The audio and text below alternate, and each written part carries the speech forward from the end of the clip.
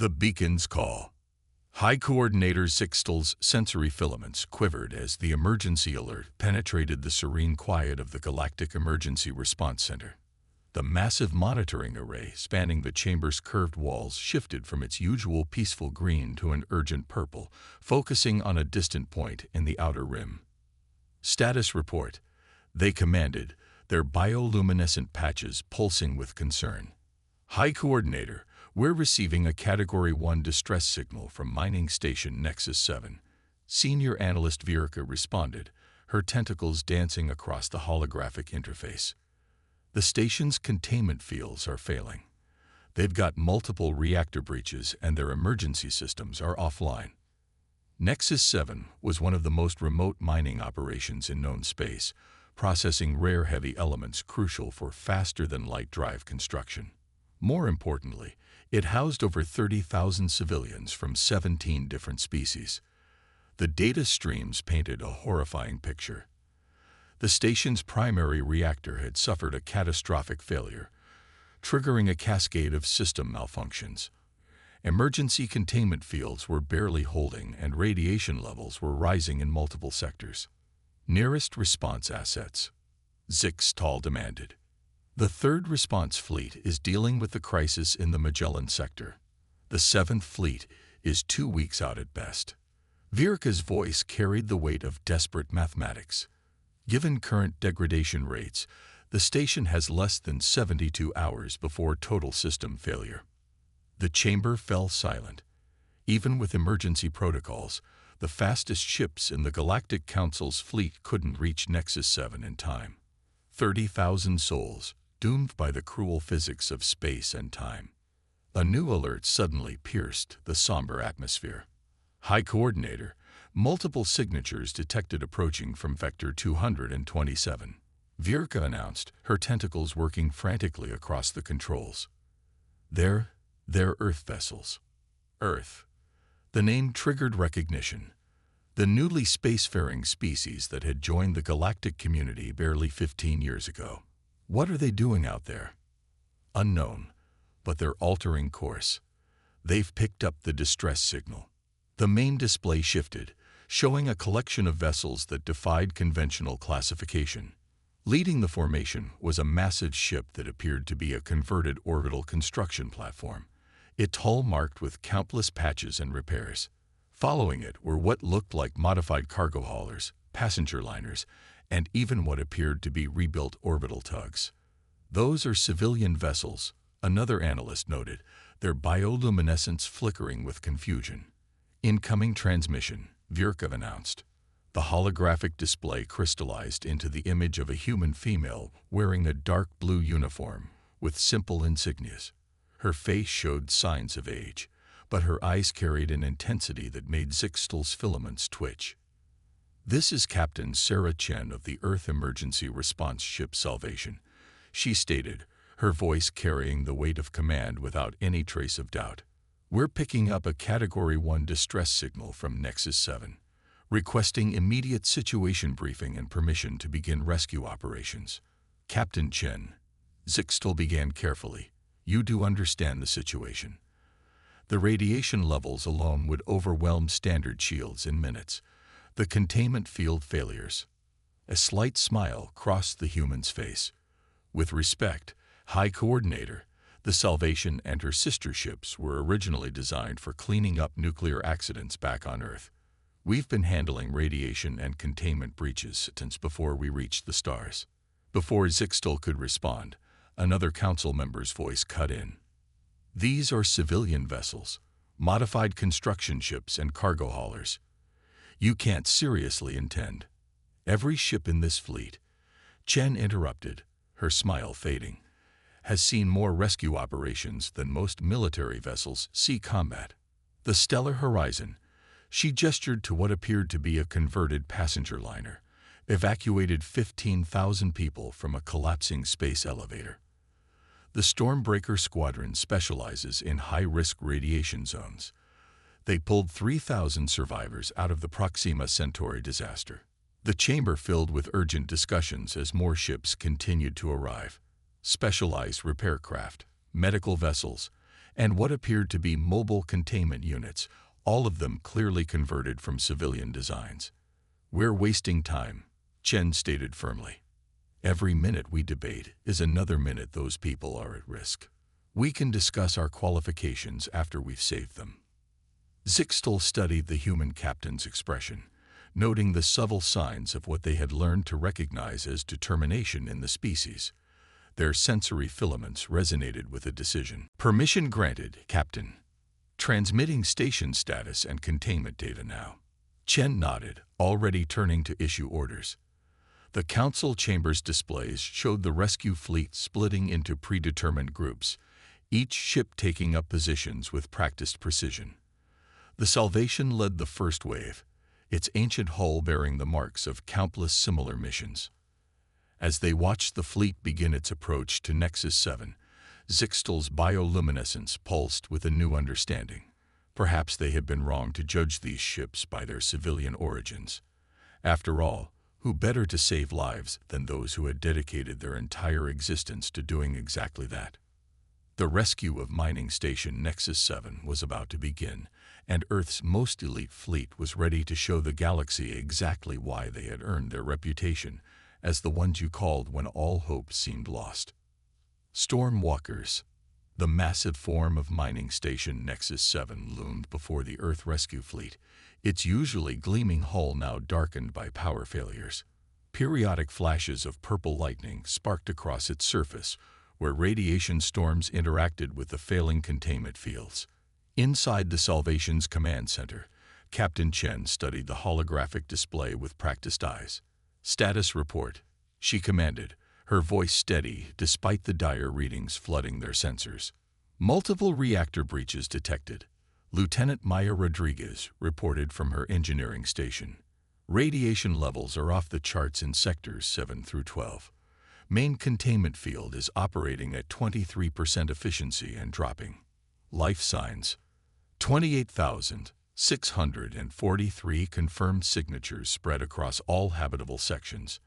Many are clustered in emergency shelters, but we've got about 5,000 trapped in the outer rings where the radiation is highest." Chen nodded, her mind already formulating plans. "Deploy the Stormbreaker Squadron to the outer rings.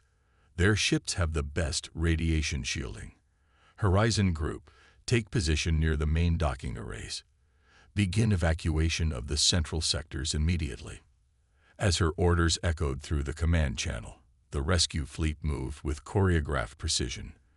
The Stormbreaker Squadron, consisting of 12 heavily modified orbital tugs, broke formation and headed toward the station's outer rings. Their hulls, originally designed for solar radiation work near Earth's sun, had been further reinforced for just such missions. "Captain," Commander Jackway's voice crackled over the comm. "Stormbreaker 1 approaching Sector 8. Radiation levels are higher than anticipated. Standard docking procedures won't work. The mechanical seals would fail in minutes." Chen allowed herself a small smile. Who said anything about standard procedures? Deploy the Magwalkers. Throughout the Galactic Emergency Response Center, alien observers watched in confusion as the Stormbreaker ships released what appeared to be humanoid figures onto the station's hull. Each figure, standing roughly 3 meters tall, was an advanced mechanical suit piloted by a human rescue specialist. "What are those?" High Coordinator Zixtal demanded, their sensory filaments trembling at the unexpected development. "Magnetic emergency response suits," Chen explained, her voice carrying the hint of pride. "Originally designed for underwater rescue operations in nuclear submarines, we modified them for space use after first contact."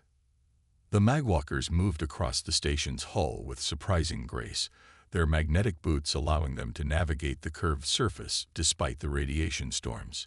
Each suit was a self-contained rescue system, capable of cutting through hull plating and establishing emergency evacuation corridors. "Commander Wei to all Magwalker teams," the comm channel crackled. "Remember your radiation exposure limits. Suit integrity is paramount. The moment your shields drop below 40%, you pull back. No heroics. Tell that to the people trapped inside," came the response from Magwalker 7, already cutting through an emergency access panel.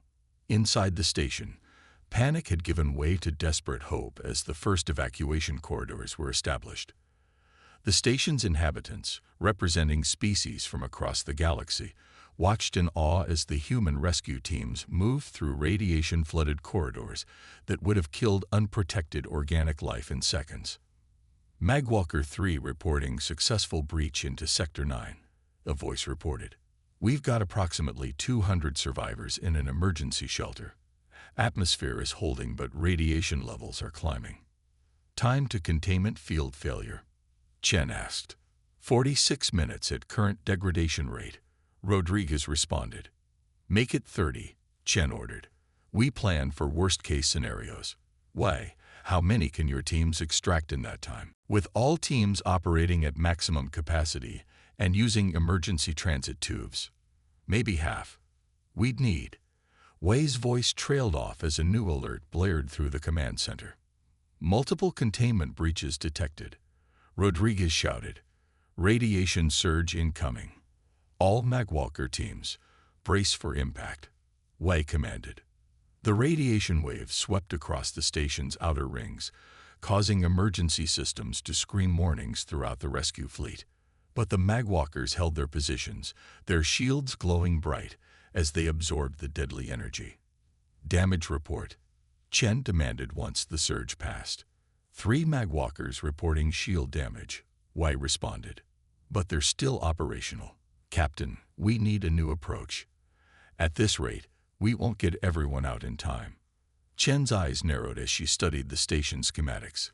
Lieutenant Rodriguez, what would happen if we reversed the polarity on the station's remaining containment fields? Sir. Rodriguez's fingers flew across her console. That would. Wait. The radiation would be temporarily pushed outward, creating a brief window of safer conditions inside the affected sectors. But the strain would burn out what's left of the containment system in minutes. How many minutes? Maybe 15, 20 at most.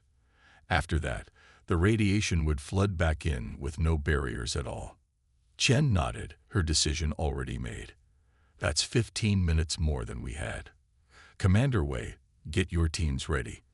When that containment field reverses, I want every single survivor moving toward the evacuation corridors. We're going to empty those outer rings in one shot. As the rescue teams prepared for their desperate gambit, High Coordinator Zixtal watched from the Emergency Response Center, their bioluminescence pulsing with a mixture of anxiety and amazement. These humans, with their converted civilian ships and improvised rescue techniques, were attempting something that the finest military minds in the galaxy would have deemed impossible. And somehow, against all logic, they were making it work. Engineering beyond logic. Containment field polarity reversal in 3, 2, 1. Executing. Lieutenant Rodriguez's voice rang through the command channel as her fingers danced across the control interface. The effect was immediate and spectacular. Purple-tinged radiation waves rippled outward from Nexus 7's hull like a massive shock wave, creating an expanding sphere of deadly energy. Inside the station, radiation levels plummeted as the reversed fields pushed the contamination away from the inhabited sections. All teams, move now. Commander Wei ordered. This is our window. The Magwalker teams sprang into action, their suits' enhanced mobility systems pushing them to their mechanical limits.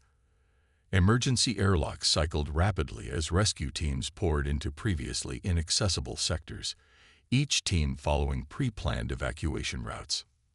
Magwalker 7 reporting. A breathless voice called out. We've reached the primary shelter in Sector 10. 312 survivors, beginning immediate evacuation. Similar reports flooded in from across the station's outer rings as rescue teams made contact with trapped survivors. The stellar horizon and other converted passenger ships moved closer, extending their emergency docking tubes to receive the evacuees. Captain, Rodriguez called out, her voice tense. The containment system is degrading faster than predicted. We got maybe 10 minutes before total failure. Chen's expression remained focused as she studied the evacuation progress indicators. Not enough time. Way, what's your status? We've got about 60% of the outer ring evacuees moving, but the rest. Way's voice carried the weight of impossible mathematics. Even with the radiation temporarily pushed back, we can't cycle the airlocks fast enough to get everyone out before the fields fail. Then we stop using airlocks, Chen stated firmly. Rodriguez, get me Dr. Patel on the Darwin. Moments later, the holographic image of an older Indian woman in a medical uniform appeared. Captain, we're rather busy here preparing for casualties. Doctor, if we were to cut through the outer hull sections to create direct evacuation routes, bypassing the airlocks entirely, how long could your emergency stasis fields maintain survivable conditions for the evacuees? There was a brief pause as Paddle processed the implications. You want to expose evacuation corridors directly to space. That's possible with our modified stasis technology. The fields could maintain pressure and atmosphere for about 3 minutes per section. But the power requirements would be enormous. We've got power, Chen responded. Why, recall all Magwalkers to these coordinates. Bring hull cutters. Dr. Patel, begin moving your medical ships into position. We're going to turn these outer rings into emergency evacuation slides. In the Galactic Emergency Response Center, High Coordinator Sixtel's sensory filaments writhed in disbelief. They can't be serious. Deliberately breaching hull sections. The risks. Incoming transmission from Darwin Medical Group, an analyst announced. The main display showed multiple medical ships moving into precise positions around Nexus 7's outer rings. Each vessel was a converted research ship, their hulls bristling with emergency medical equipment, and, more importantly, experimental stasis field generators originally designed for preserving critical patients during long-distance transport. All medical ships report ready, Patel confirmed.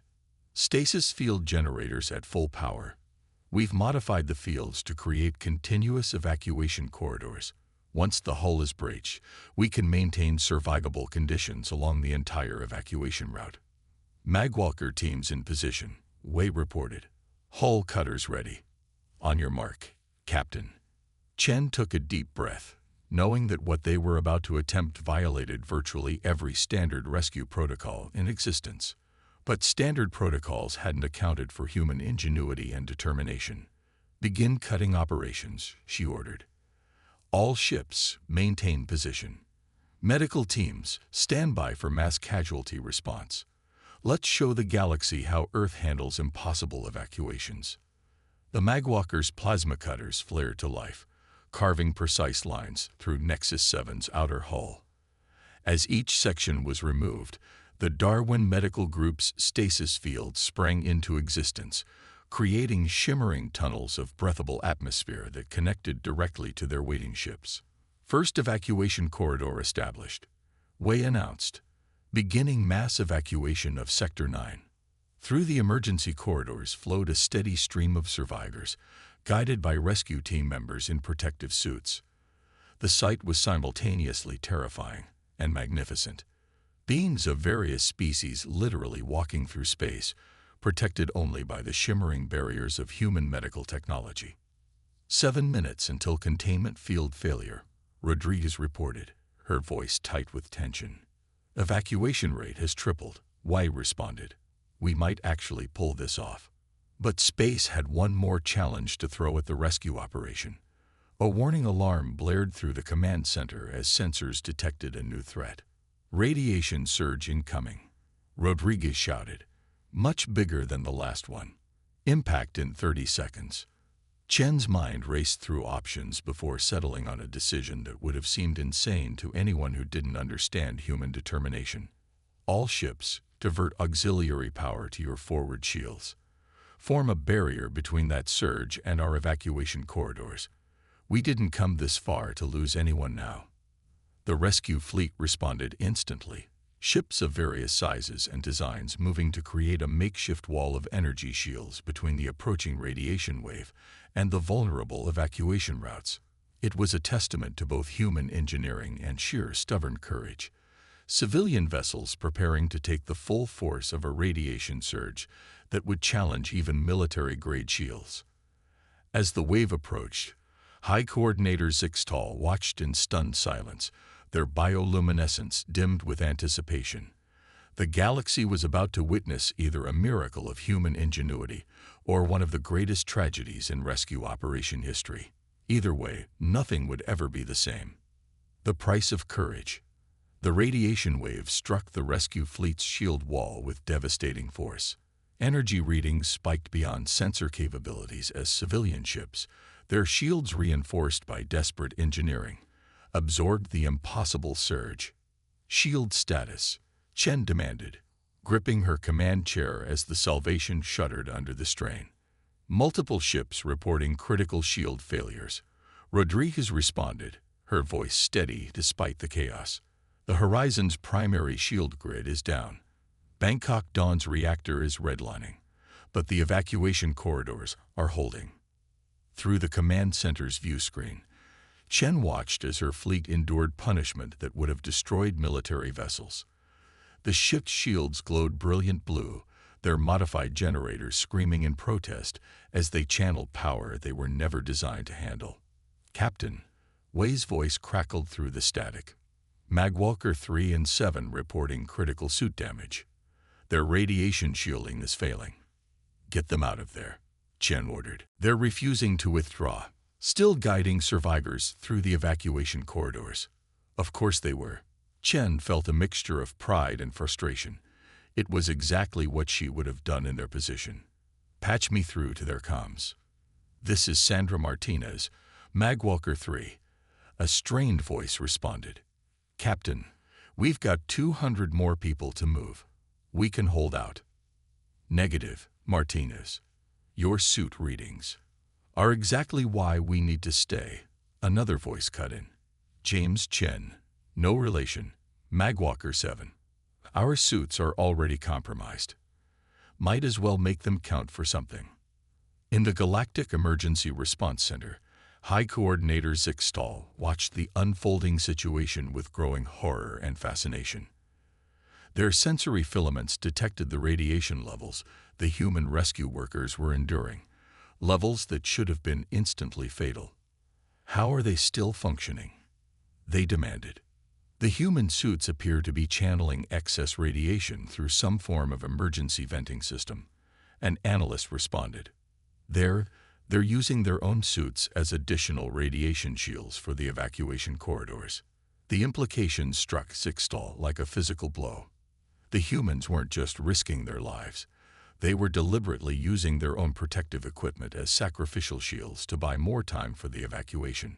Back on the Salvation, Chen made a decision that tore at her heart. "Martinez, Chen, you have 5 minutes.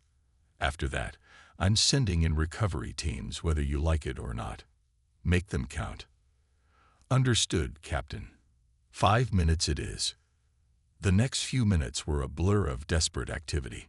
Martins and Chen pushed their failing suits beyond all safety limits, their radiation shielding gradually disintegrating as they guided the last groups of survivors through the evacuation corridors. 3 minutes to total containment failure, Rodriguez reported. "The station's core is going critical." "Status of evacuation," Chen demanded. "Final groups moving through sectors 8 and 11. 97% of detected life signs evacuated." Wei's voice cut through the channel.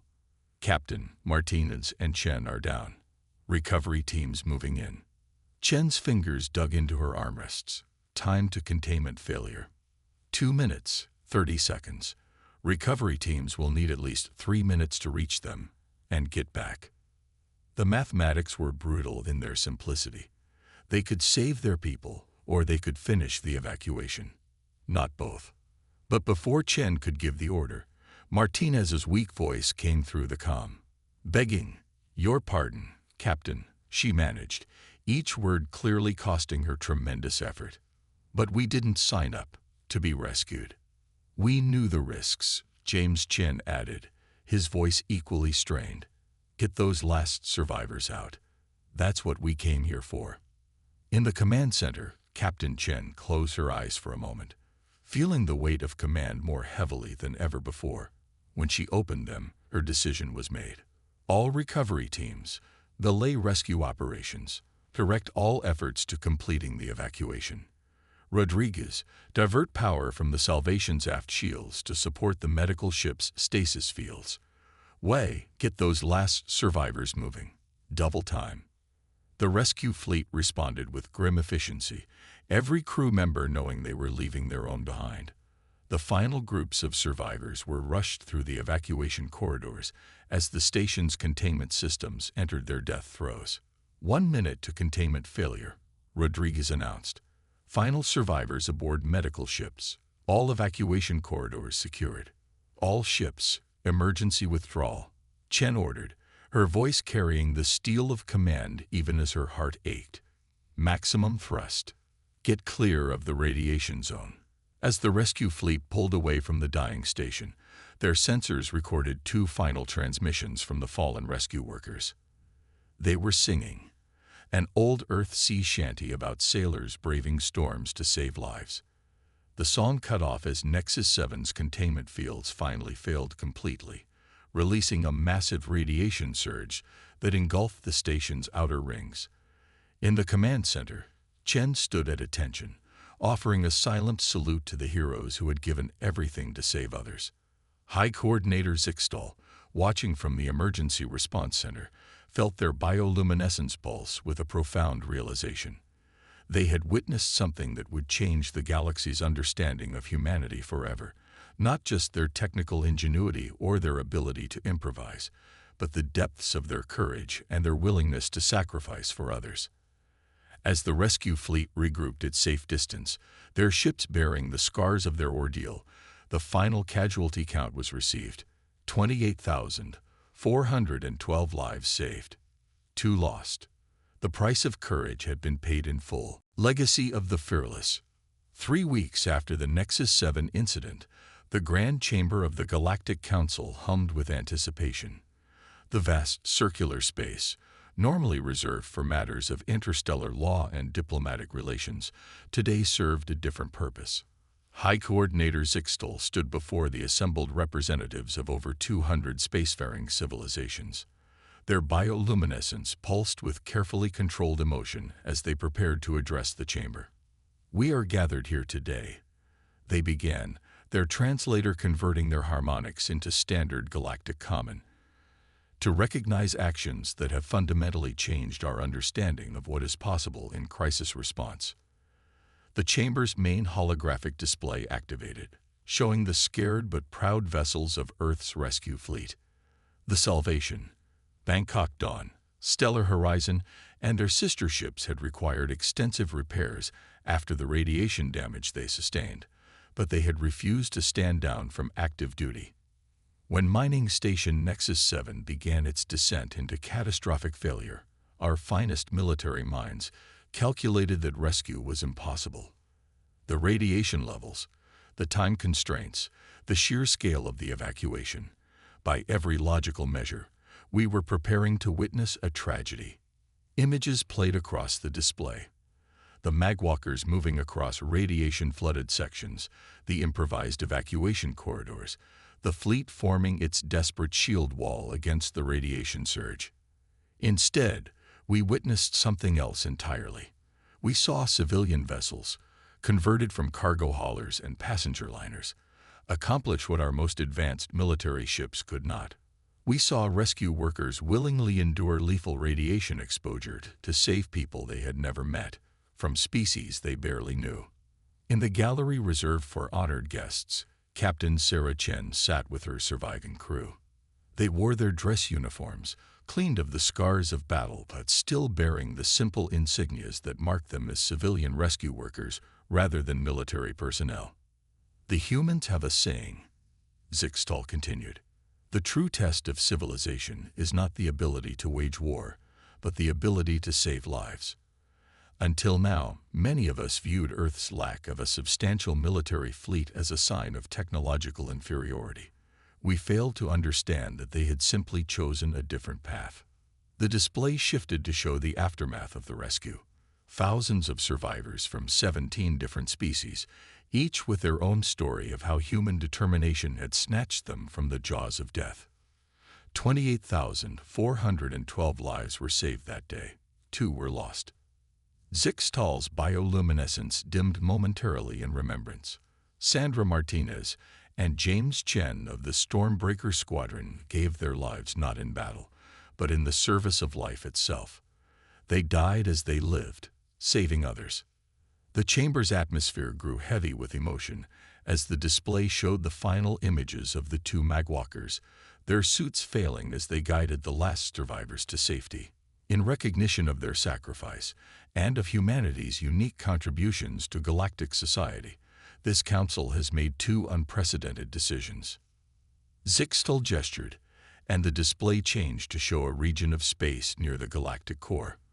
First, we have designated the coordinates of their final stand as sacred space.